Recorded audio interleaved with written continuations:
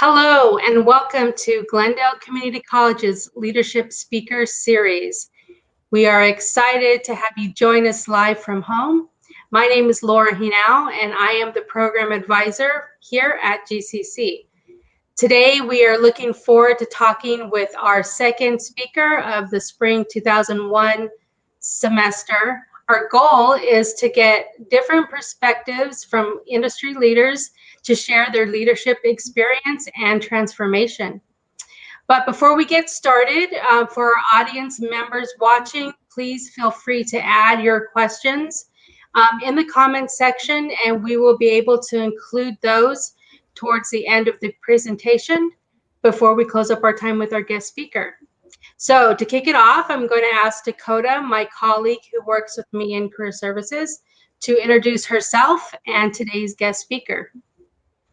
Thank you, Laura. My name is Dakota Weber, and I work at GCC in Career Services. I do the event planning and our social media marketing, as well as assisting with experiential learning and kind of assisting where I can in Career Services. So today we are joined by Joy Cruz Lubeck. She is a sought-after leadership coach, team facilitator, and change leader who serves both for-profit and nonprofit organizations and is dedicated to driving sustainable change through the integration of leadership development, global business management, and cross-cultural understanding. Joy's coaching philosophy is based on developing expanded self-awareness, which is the #1 predictor of executive success, and increased capacity to live and lead in ever-growing presence, to make intentional choices in the moment that support what leaders genuinely care about. Her coaching methodology is holistic in nature, where the head, heart, and body converge into one integral human being filled with renewed clarity, consciousness, and awareness. Her passion is to accelerate the growth of high-performing leaders who are transitioning from individual contributors to a team leader or leader of leaders, as well as to accelerate the growth of teams to further create positive impact at the enterprise-wide level and society at large. Thank you for joining us today, Joy. It's my pleasure. Yes, Joy, thank you so much for joining us today. We're going to start off our interview with some rapid fire questions so our audience can get to know you, just your personality, and know who really Joy Lubeck is. Okay, the first question is, which travel destination is your favorite?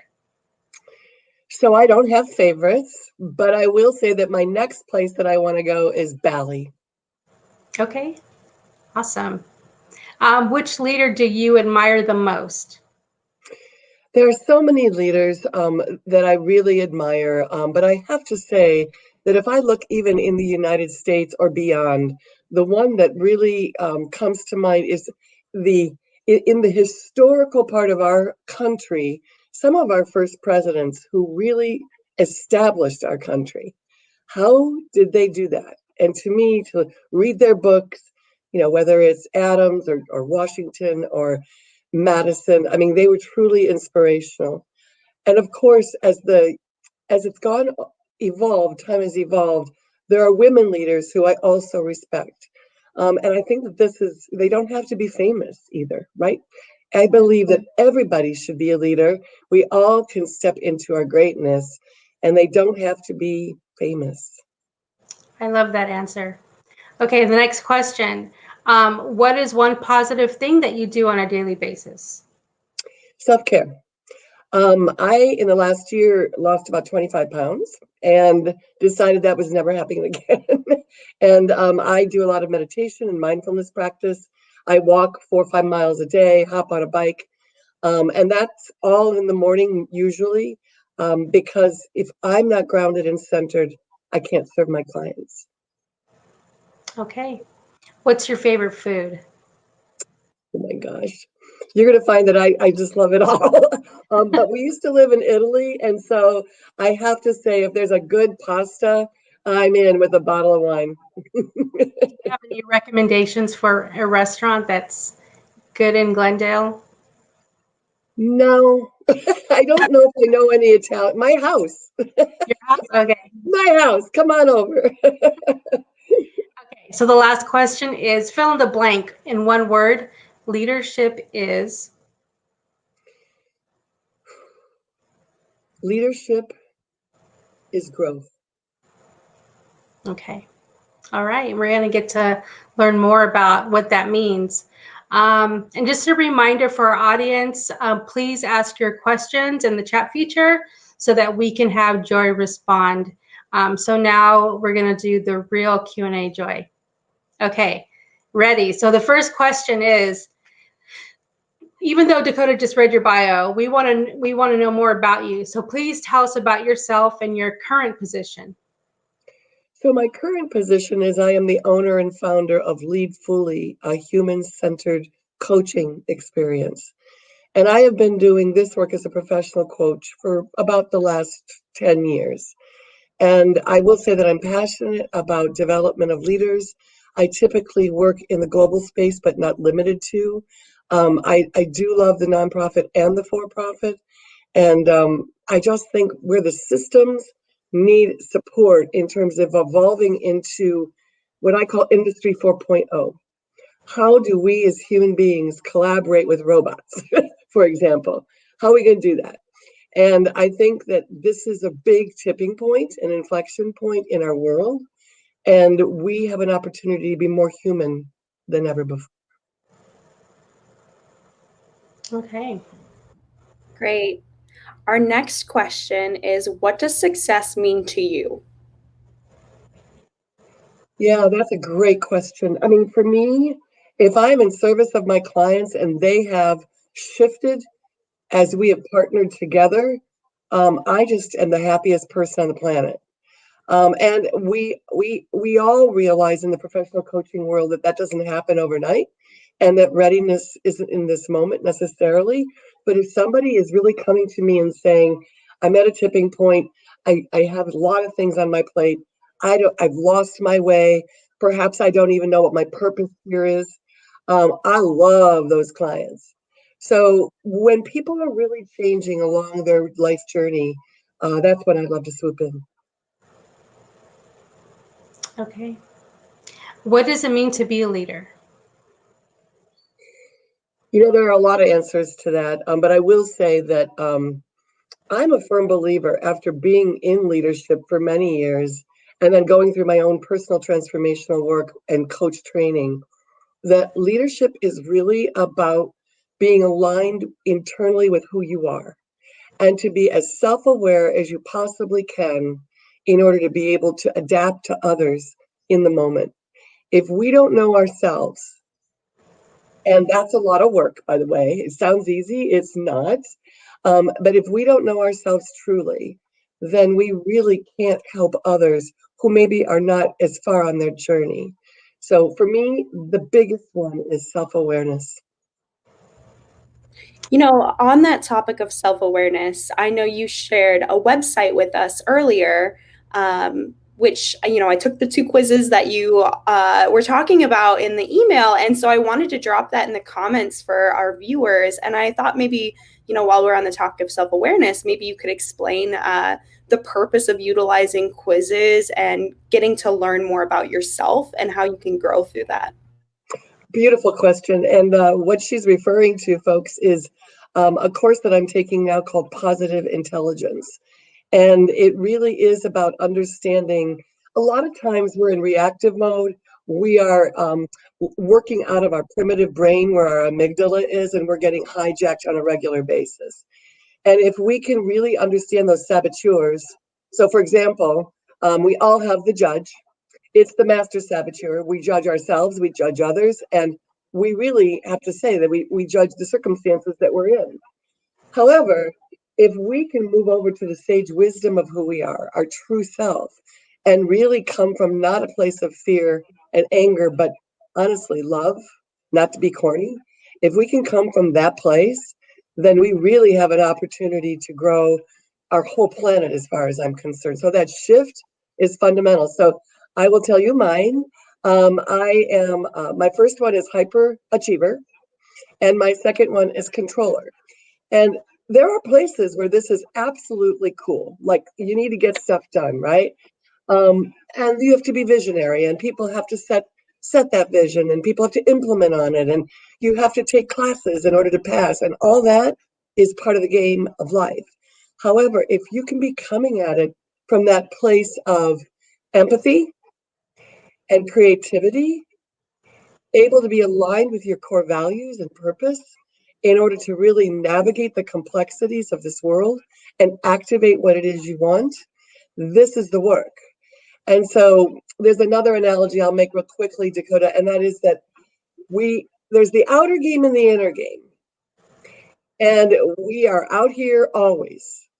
We're getting it done, right? However, you can be that much more effective and efficient if you can be calm and centered on the inside. And that's the work, to know what your saboteurs are in this case, or any other assessments, to understand what shaped you to be that. Like, why am I a hyperachiever? It's a long story. I won't bore you. But I will say it's not bad. It's just about being mindful that right now it might not be appropriate. And so to be so centered, so calm, so in the moment that you can actually make the choice that's needed, that's the inner work. Thank you. Yeah, and for our viewers, if you're interested to learn more about that, I went ahead and dropped the link in the comments. And so after we're done here, you can take a look at that.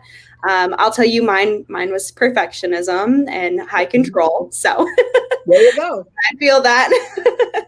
And Dakota, if I can just add something really quickly, I think this is about being vulnerable and open with ourselves and others.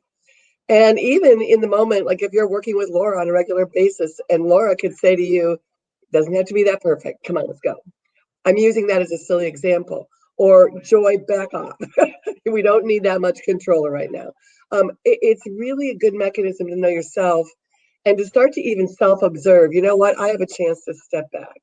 But these types of assessments really are the beginning of a journey in self-awareness and what I call ruthless self-introspection.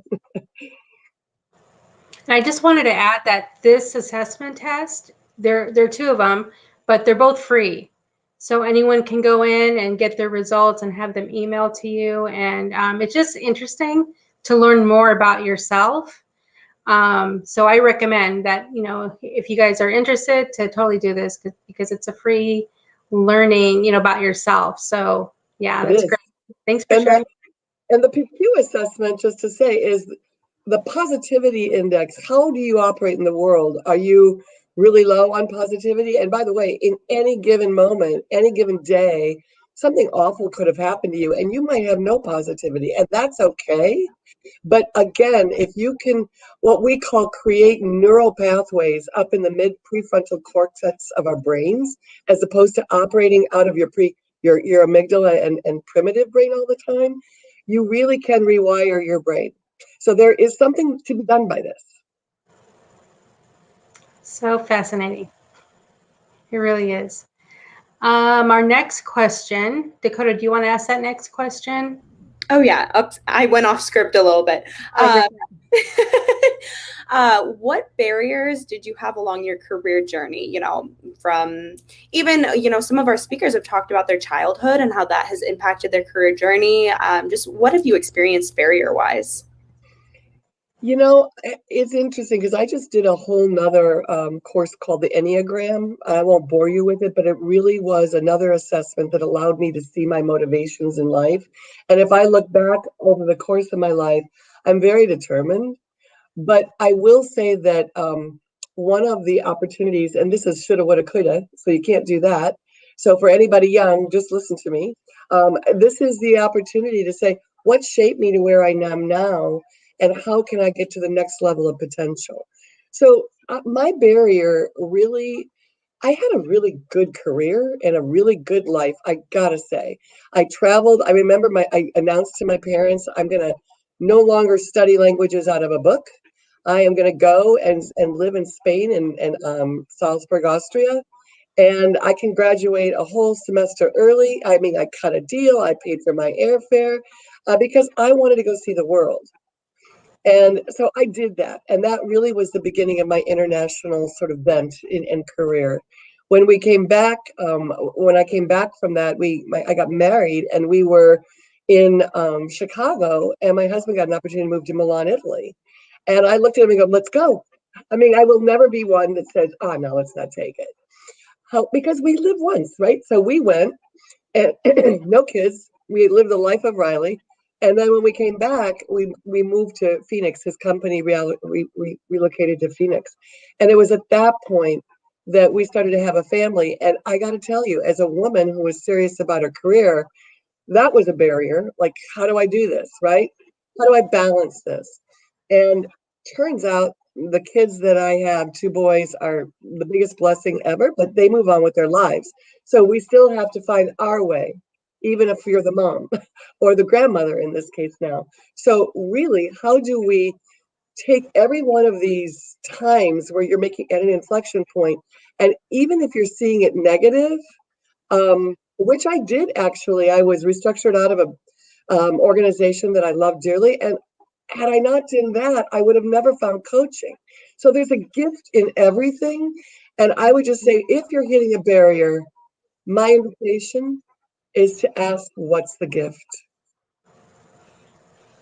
Yeah, absolutely. Looking at those silver linings throughout each barrier and understanding that. Yep. Thank you. Yeah, that's great. Can you name a person who has had a tremendous impact on you as a leader? Maybe someone who's mentored you. Why and how did that person impact your life? You know, what's coming up for me immediately wasn't even the leaders, but some of the people that helped me when I was a teenager. I have to say, because yes, there were leaders that were amazing throughout my career, but it was the woman who ran a candy store, and they were a Greek family, and she said, she taught me all about customer service. And she would say, the customer is always right, even if they're wrong, they're right. And it was like, what? So, these types of things. And then when I lived in Austria, I lived with a widow lady, and she helped me learn German. She helped me really understand the cultural nuance so that I wouldn't make a fool of myself. So it was really these types of gentle people along the way. But if I look back, one of my biggest leaders might have been when I was working at Thunderbird School of Global Management, and there was a woman named Beth Stoops, and she was my leader when I was in executive education. And I had the opportunity to move into executive education, and I kept going, I'm a fundraiser. I do alumni relations. I don't do this stuff. There's all these people with PhDs in organizational psychology and leadership development. And she looked at me and she said, well, at least you have choices. And so where I was resisting, right, she said, well, you can choose to leave and go find something else, or you can choose to embrace this and go get it. And I chose the latter, and I will never regret that. Yeah, I think we don't realize how many people are in our lives that make those differences. So I'm glad that you really brought that to life, because I think we need to reflect on who has actually helped us, even in the smaller, things that, we should have a lot of gratitude for. Absolutely. Gratitude is everything. Yeah. Absolutely. So Joy, you have a lot of cultural and global experience. I'm just curious, is leadership a universal theory to you? Do you think that other countries have similar leadership styles as here in the United States? Or is there something that we can take as a learning tool from other countries to kind of expand on our leadership here in the States? Great questions. Well, I do think leadership is universal, but it isn't one size fits all in that way, right? So one thing that comes to mind is if you're looking sort of at Asia, for example, and let's say India, or even Latin America, where there's a little bit more hierarchy, for example, there is something to be learned about how you navigate that. I will never forget working in China and their ability to listen deeply. I mean, they teach their children to listen to the waterfall and the different nuances from the very top when it comes over down to when it spills into the pool below. And that nuance, if you listen carefully, it's different. So they bring a big opportunity for all of us to really think about how to listen better. I did work in a global team, and they were various places all over the world. And the one thing that I will say is that, yes, it's different because of the cultural nuance and how they are self-aware and do what they need to do to grow. But there is something about being able to look aspirationally at the future. So if we look, even in the United States, if we look at where we are today, which has some challenges, and then we look aspirationally where we all want to be, whether that's global or national or local, we have a lot more in common. And so I would just say, to the extent that we can understand the cultural, cross-cultural nuances, to respect that, to learn from one another around that, and then really think future state. How can we make this world a better place?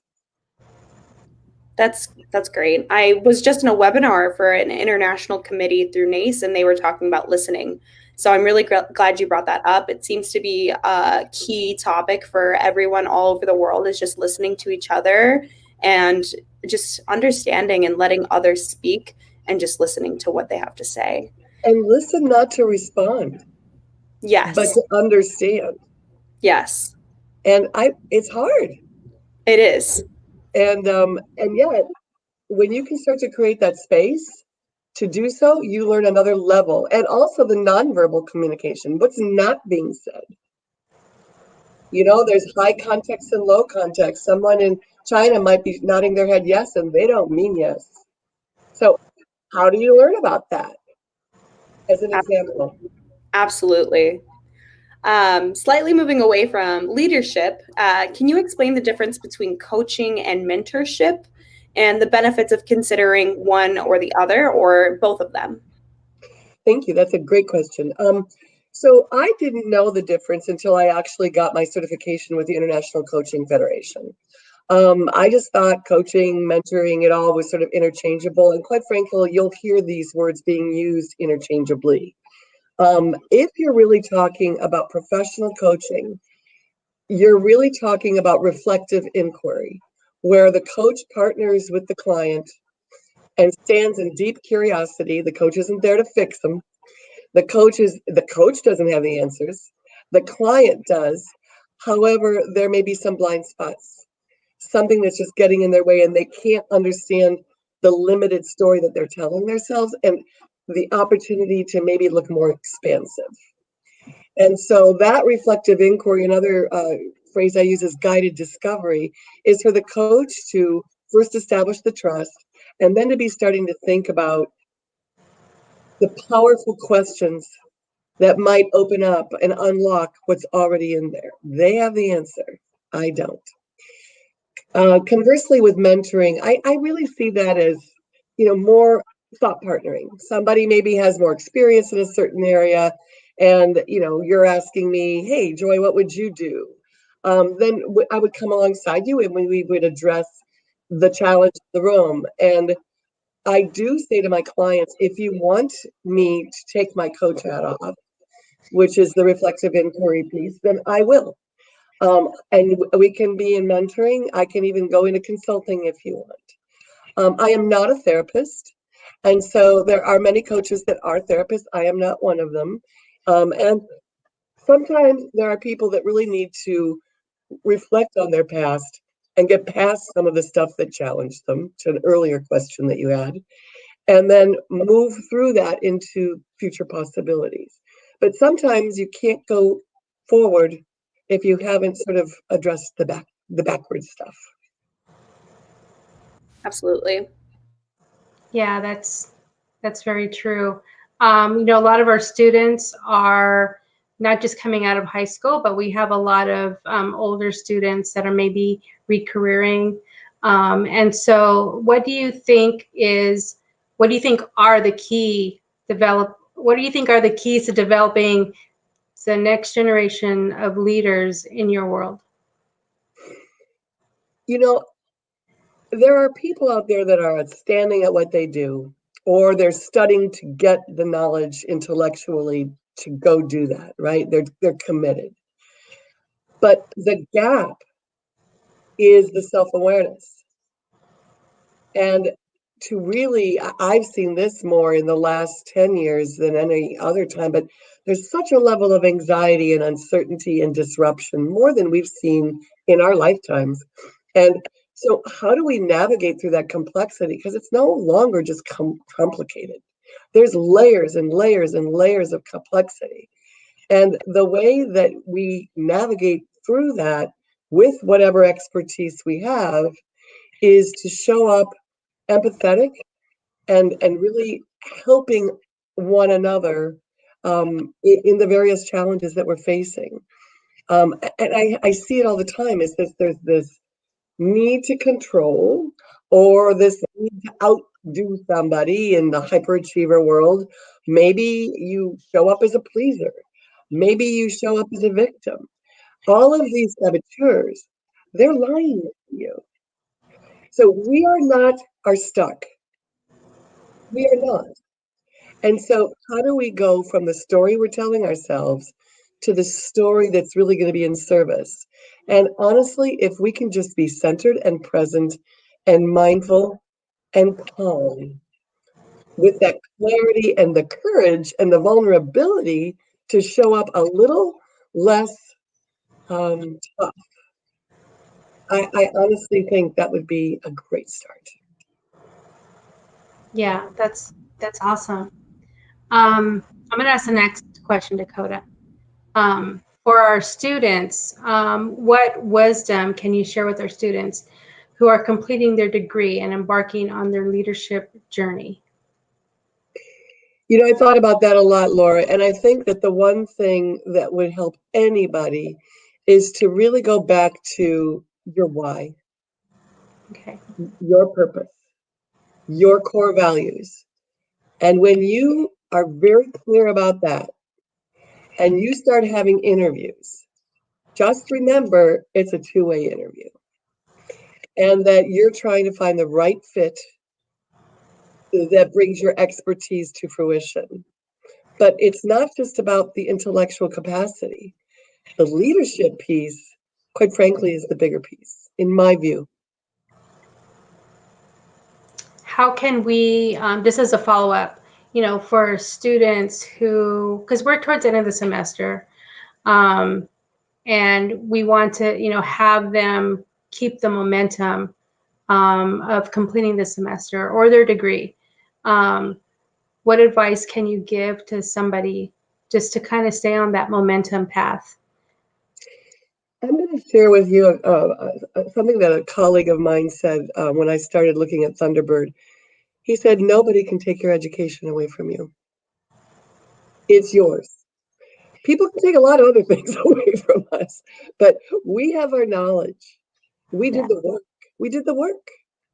And so it's in service of you and a beautiful life, and adding value and purpose not only to yourself and creating happiness there, but how can you be in service of others? And there are so many ways to do that. But the momentum is so important, and that knowledge that you're getting, and also the hard and the soft skills, right? So keep going after the intellectual capacity, and how can you become a better person, a better leader? Yeah. Yeah. I mean, I know a lot of our students they do have barriers. So we really want to cheer them on and, help them navigate the resources so they can, continue with their education. Dakota, do you want to ask the next question?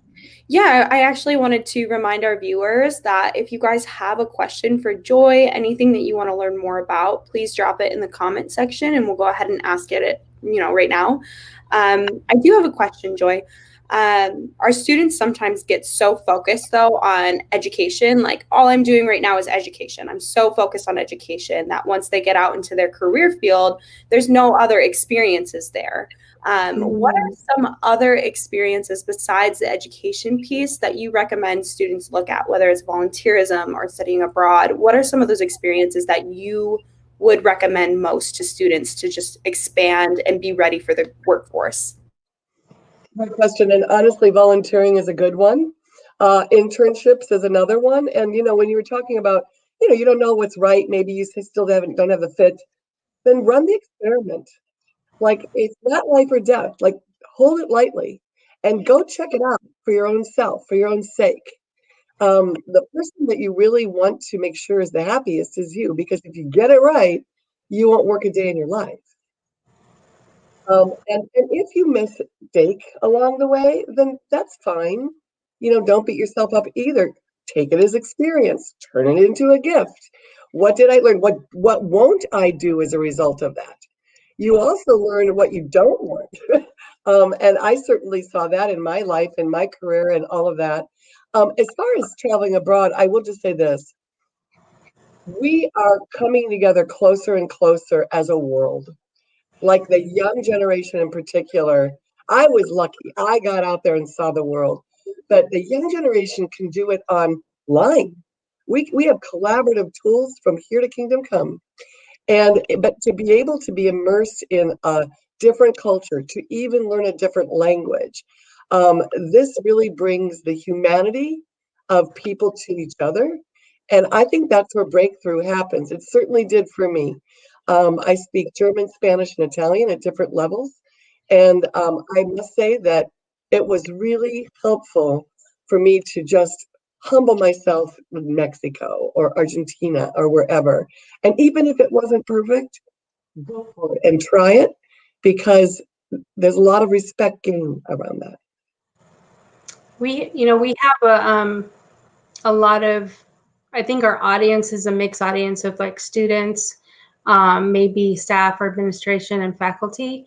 What advice can you give to somebody who feels like they're at a pause, like in their career, and they want to be a leader, or they just kind of feel like they're just stuck in what they're doing, and what's your advice on that? Well, I mean, I'll use myself as the example. When I decided I was going to be a coach, it was like I call it the third mountain. I'm very lucky. I have this other career. And I just had to go do the work. Like, you can't be a professional coach without A, taking the courses, B, understanding yourself, which, by the way, that's the transformational part. And you just go, oh, dear Lord.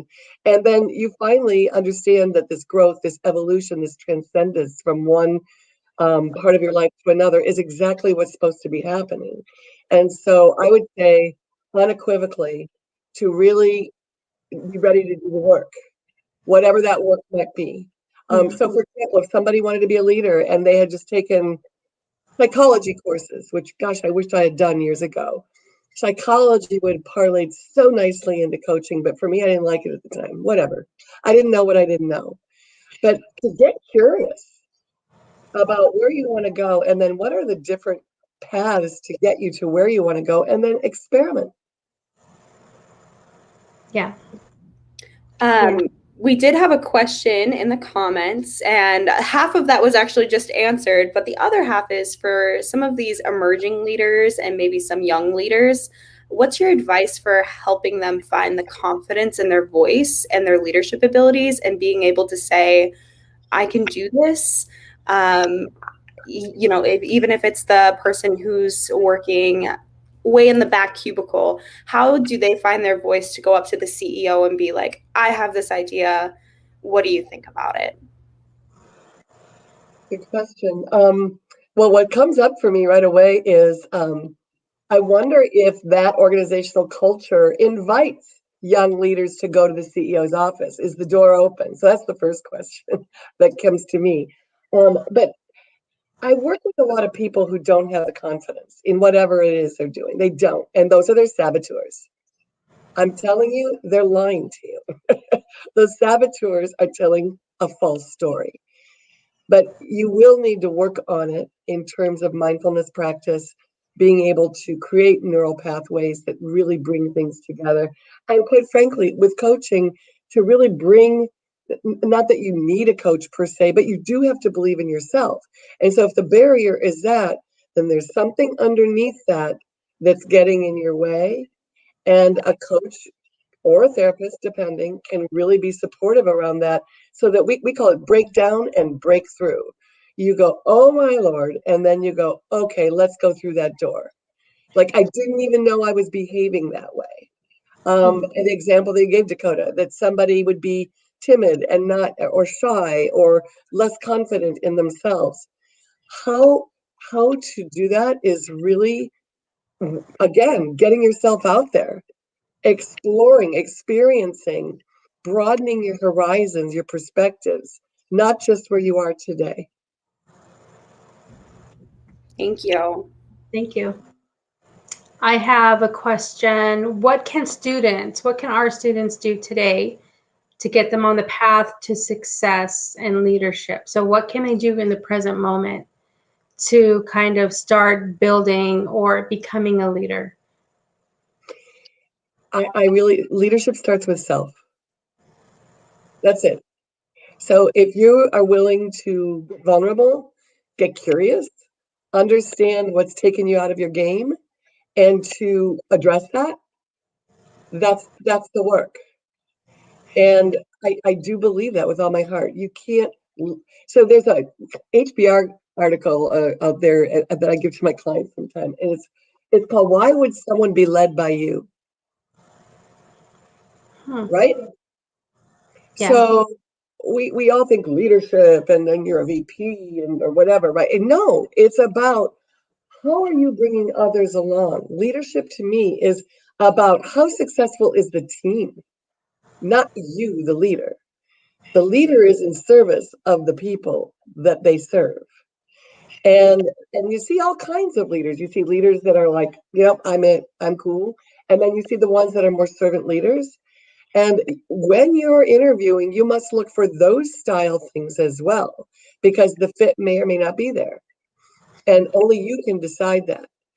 But to find your voice and speak up, a lot of it starts with self-awareness, understanding what's really going on here. Why is the saboteur taking me out of my game? How can I quiet this saboteur and move on with my sage wisdom? That's Thank you. awesome. Yeah, I think it's really important for students to realize that there is that transformational piece, and servant leadership is so important to teams, and understanding that. And really, again, the theme of this is understanding yourself, and really looking at that and how I can actually use that to help the team and get to that common goal and that common outcome. Yep. And doing the work too. You got to really want to do the work, and it's not easy. There's a lot of different opportunities that you can take, or to kind of get to that goal of becoming a leader. When you talked about that, what came up was I referred to the inner and the outer game, and a story I love to tell. It's from the Leadership Circle, which is a group that does phenomenal work, and the outer game. So imagine now you've got the gold, silver, and bronze medalists up there receiving whatever, skating, you name it, skiing. And what's the difference among those three? They all worked hard.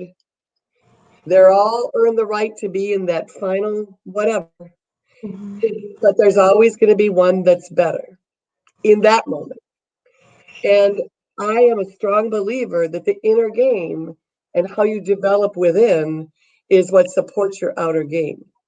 And so to be able to do that work, to understand self, to really start to center and ground, and mindfulness practice, maybe meditation, or getting good nutrition. I mean, taking care of your body. I mean, we are a holistic thing here, this body. And quite frankly, my teacher said to me, and I went, oh no.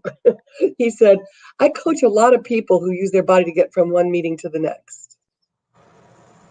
And I went, that was me. So what is it about this body? Well, it's a lot more information and data that you can rely on when you can't find your voice and are nervous, for example.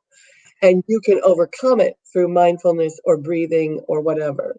But, and to self-observe, I always tell my clients, okay, mini me right up here, watching you in action in this moment.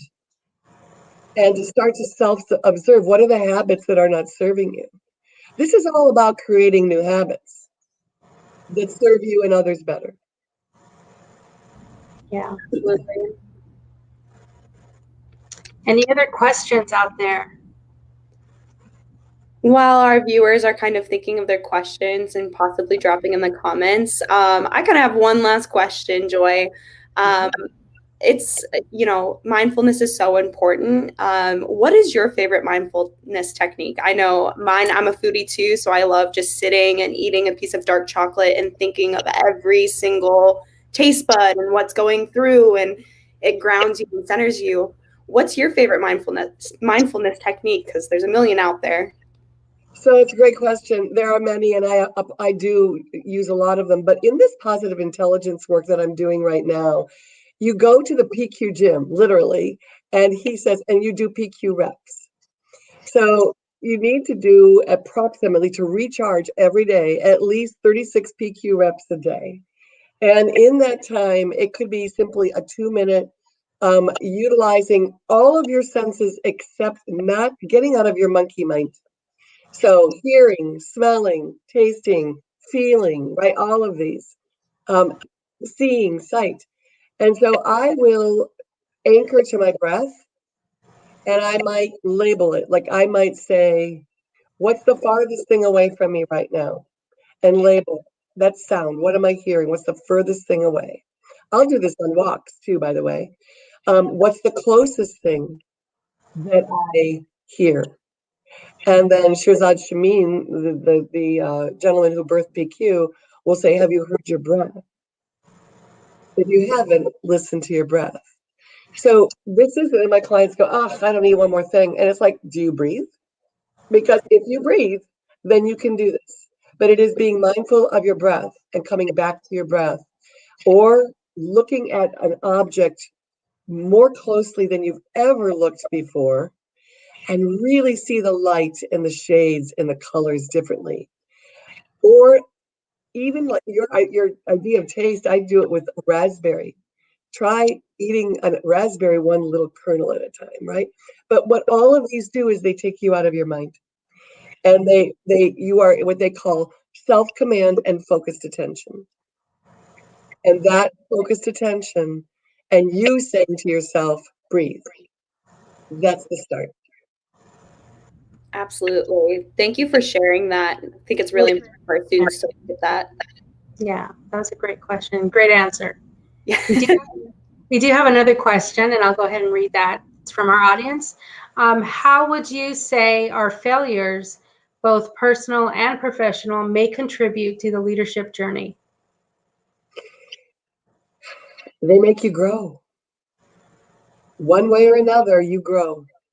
And I will say, if it's a failure, nobody wants to look and introspect around failure. However, there's a gift there. What did I learn from this?